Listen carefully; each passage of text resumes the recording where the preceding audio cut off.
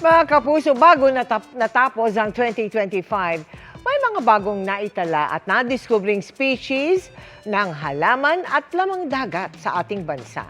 Saan matatagpuan ang mga ito? Kuya Kim, ano na?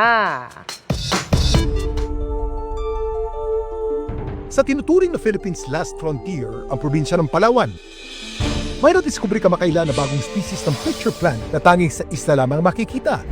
Di gaya ng ibang pitcher plant, ang peristome o bunganga ng pitchel nito napakalaki, kaya tinawag itong Nepenthes megastoma. Ang ibig sabihin kasi ng megastoma sa salitang Griego, malaking bibig.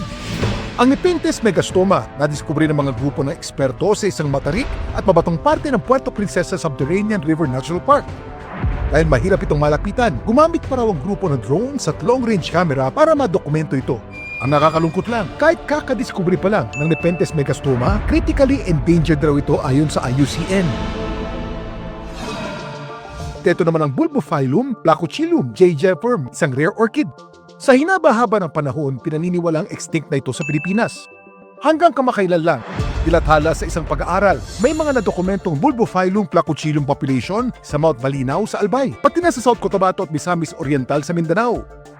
Pero kahit nag-expand man daw ang range ng naturang orchid, pinapropose ng mga eksperto na i-classify ito bilang vulnerable sa IUCN criteria. At hindi lang ang ating mga kagubatan ng hitik sa likas na yaman, pati na ang ating karagatan. Ayon naman sa pag-aaral ng isang grupo ng marine researchers, may ilang species ng box jellyfish na unang beses daw nakita at nai-record sa katubigan ng Pilipinas. Kaya ng Alatina alata, Caribdea cuboides, Malo at Morbaca virulenta. May mga nadokumento na silang bagong records ng Copula sidicisi at Malo filipina. Ang karamihan sa mga box jellyfish o salabay na naitala sa aming pag-aaral ay maaaring nagtataglay ng kamandag. Mahalagang malaman natin ang eksaktong species upang makatulong sa antivenom para sa box jellyfish. Ang pagdodokumento nito maaaring magpakita kung gaano kalaki ang biodiversity sa loob ng karagatan ng Pilipinas, lalo na ang ating teritoryo ay nasa loob ng tinatawag na Coral Triangle. Kaya gandang bungad sa bagong taon ng mga balita tungkol sa napakayaman nating kalikasan. Paalala na mahalagang ito'y ating maalagaan para masilayan pa natin ang iba pang mga hindi pa natutukos ang yaman sa mga taong darating.